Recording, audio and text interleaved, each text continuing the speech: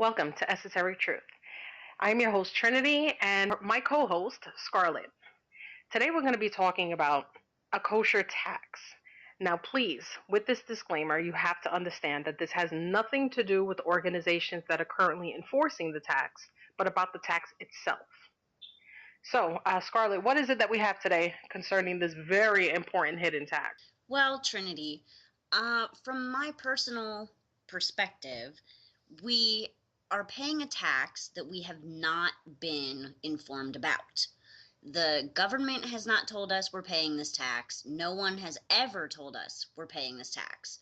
It's all about a trip down the rabbit hole of the interwebs to discover this tax even exists in the first place.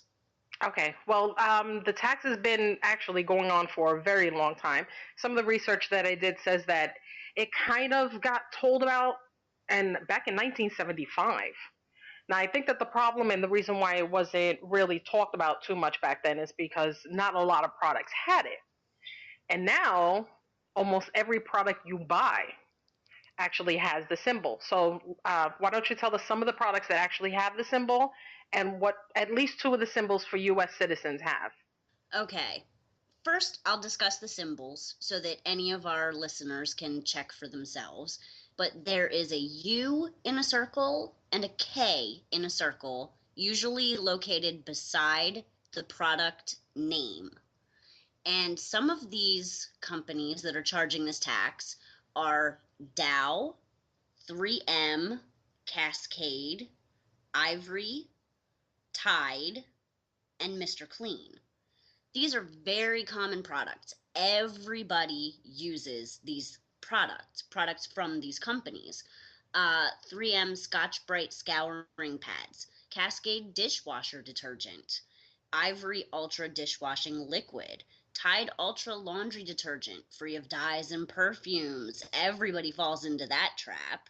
Mr. Clean all purpose, Mr. Clean magic erasers. They all have this symbol next to them. Now, for me personally, Trinity, just to interject here, when we were discussing this the other day, I realized that a lot of my products have this symbol, and I was just misinterpreting them as another form of a copyright symbol. Like somebody would have in a name or something like that. You know, like you just we know that I can't use Tide. I can't call myself Trinity Tide because their name is copywritten or their brand logo.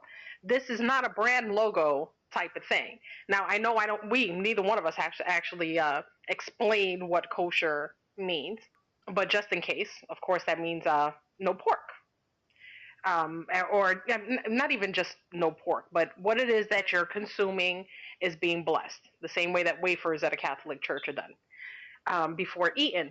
But this kind of thing covers things that, one, I'm not going to eat, like dishwashing liquid and Tide. I have no recipes to make anything with those products.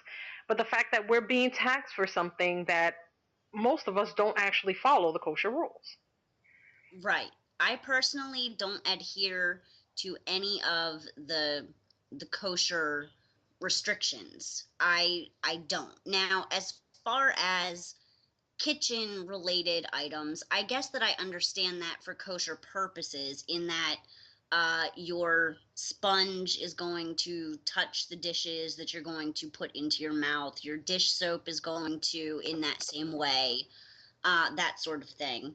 And, I understand kosher products in anything food related. However, if I'm not adhering to those guidelines, why am I paying that tax? Right. Right. And like I said, this is one of those subjects that kind of touch on a certain type of line when it comes to things that we're paying for. Because, of course, the normal complaint is nobody wants to pay taxes for illegal immigration. Nobody wants to pay taxes for welfare. Nobody wants to pay taxes for all of these other things. Now, what makes this one different is that this is a tax that you're paying that nobody told you were paying. So while doing some research, found that it seems like a very small number. And by the way, this isn't like some kind of a weird conspiracy. You can look into this as much as you'd like to, but this has been openly admitted Now, even though they said that, even though the organizations that are helping to provide this service in order to tax these products, they made it crystal clear that the number is so small, so minuscule that it shouldn't even count. But when you go into your kitchen or you go into your house, period, because this logo is on beers, this thing is on stuff that you would think that if anybody was adhering to the actual kosher mentality or lifestyle, they're not using these products anyway. So why am I helping to pay that tax? But besides that, they said that it's so minuscule. But if you go in your kitchen and you see how many products, this isn't one product that we're all buying. This is almost every product that all of us are buying.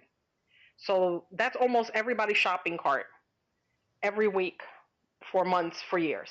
And this just keeps on going and going and going and going.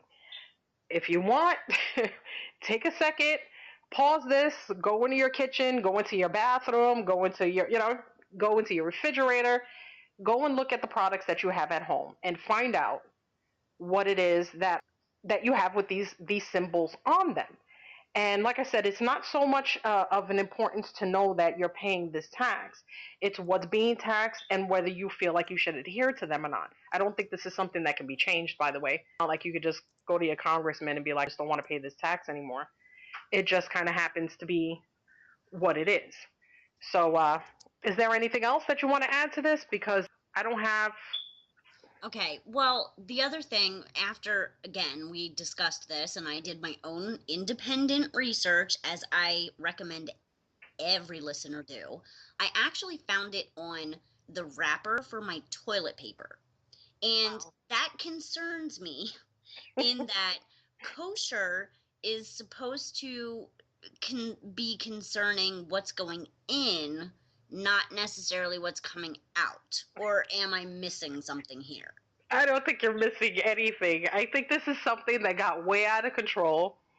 And as I said, as I was doing the research as well, a lot of people are like, people have been concerned. People have made phone calls. Every company has an 800 number where you can call and ask questions. So